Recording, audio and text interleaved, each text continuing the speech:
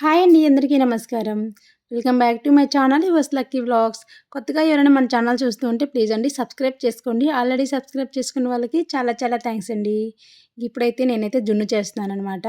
మనకి ఎప్పుడో ఒకసారి పల్లెటూర్లలో ఉన్న వాళ్ళకి మాత్రమే జున్ను పాలు దొరుకుతుంటాయి. సిటీలలో ఉన్న వాళ్ళకి దొరకడం అంత ఈజీ కాదు.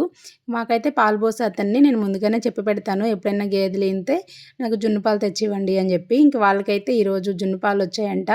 సో నాకైతే తెచ్చిచ్చారు. అవైతే నేను జున్ను చేస్తూ ఉన్నాను. మీలో ఎంతమందికి జున్ను అంటే ఇష్టం చెప్పండి. ప్యూర్ జున్ను తిని చాలా రోజులైంది. హైదరాబాద్లో ఉన్నప్పుడైతే బండ్ల మీద అమ్మేవాళ్ళు. అది ప్యూరో కాదో అని చెప్పేసి నేను అంతగా కొనుక్కునేదాన్ని కాదు. ఇక్కడికి వచ్చిన తర్వాత అయితే ఈ పాలల్లో పుణ్యమా అని చెప్పేసి ప్యూర్ గేదె పాలు దొరుకుతున్నాయి కాబట్టి మనకి అప్పుడప్పుడు తింటున్నాను అనమాట. ముందుగా అయితే పాలని ఫిల్టర్ చేసి ఒక గిన్నెలోకి వేసుకొని టేస్ట్కి సరిపడా బెల్లం వేసేసుకొని ఆ బెల్లం మొత్తం కరిగేలాగా ఇలా కలుపుకోవాలి. మేము ఒకలాగా చేస్తాం జున్ను, ఇక్కడ ఒకలాగా చేస్తారు. యూట్యూబ్ చూస్తే మొత్తం ఇలాగే అనిపిస్తుంది. సర్లే ఒకసారి ట్రై చేద్దామని ఈ ప్రాసెస్లో ట్రై చేస్తున్నాను. బెల్లం మొత్తం కరిగినాక వేరే గిన్నెలోకి పాలను మొత్తం ఫిల్టర్ చేసేసుకొని మళ్ళీ అందులోనే నేను కొద్దిగా ఇలాచీ పౌడరు అలాగే మిరియాల పొడి కూడా వేసేసుకొని కలుపుకుంటున్నాను. స్వీట్ అనేది మీకు ఇష్టమండి.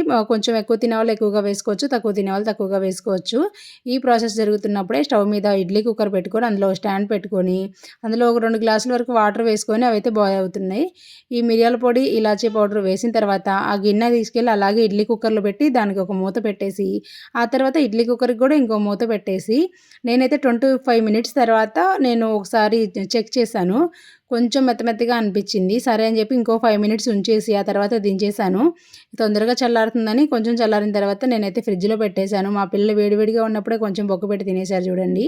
ఆ తర్వాత అయితే ఇలా చేస్తున్నాను. నాకు వస్తుందో రాదో అనుకున్నాను నేనైతే ఫస్ట్, ఎందుకంటే ఎప్పుడు చేయలేదు. కొంచెం భయం అనేది ఉంటుంది కదా, ఎంత సింపుల్ రెసిపీ అయినా సరే. కానీ పర్ఫెక్ట్గా వచ్చింది. చూసారు కదా ఎంత బాగుందో. ఒక హాఫ్ లీటర్ పాలకి 150 గ్రామ్స్ వరకు బెల్లం అయితే సరిపోతుంది. స్వీట్ కరెక్ట్గా ఉంటుంది. మరీ ఎక్కువ తినేవాళ్ళైతే ఇంకొంచెం వేసుకోండి, ఇంకా తక్కువ తినేవాళ్ళైతే కొద్దిగా తగ్గించుకోండి, సరిపోతుంది. ఫ్రిడ్జ్లో పెట్టుకొని తీసుకుంటే ఇలా కొంచెం గట్టిగా వస్తుందన్నమాట. లేదు బయట నుంచే తీసేసామంటే కొద్దిగా లూజ్ అయిపోతుంది. ఇంకా ఇవైతే థర్డ్ డే రోజు పాలంట, లేదంటే ఇంకా చిక్కగా ఉండేవి. ఇంకా రెండవ రోజు పాలు అయితే ఇంకా చిక్కగా ఉంటుందన్నమాట. చూసారు కదా జున్ను జెల్లీ లాగా ఎంత బాగా వచ్చిందో. ఫ్రిడ్జ్లో పెట్టి తీయడం వల్ల ఇంకొంచెం మంచిగా అంటే గట్టిగా వచ్చిందనమాట, ఇలా విడిపోకుండా. ఇదండి వీడియో. ఈ జున్ను వీడియో మీకు నచ్చినట్లయితే ప్లీజ్ లైక్ చేయండి, షేర్ చేయండి, సబ్స్క్రైబ్ చేసుకోండి. నాకైతే ఫుల్ హ్యాపీ అనమాట. అంటే టేస్ట్ బాగుంది, అలాగే పర్ఫెక్ట్గా వచ్చింది. ఇంక మా పిల్లలు అయితే మాత్రం చాలా ఇష్టంగా తిన్నారు. మా పెద్దవాళ్ళు అయితే జున్ను పాలు కొంచెం వాతం అంటారు. మీలో ఎంతమందికి ఎలా పెద్దవాళ్ళు చెప్తూ ఉంటారు అనేది కామెంట్ చేయండి. మా పెద్దవాళ్ళు అయితే జున్ను ఎక్కువగా తినకూడదు, వాతం చేస్తుంది, లిమిట్గా తింటే హెల్త్కి మంచిది అని చెప్తారు. బెల్లము మిరియాల పొడి ఉంది కాబట్టి వాతం చేస్తుందన్న భయం ఏమీ లేదు. నచ్చిందా వీడియో? నచ్చితే లైక్ చేయండి, షేర్ చేయండి, సబ్స్క్రైబ్ చేసుకోండి. వీడియో ఎలా ఉందో కామెంట్ చేయండి. Thank you.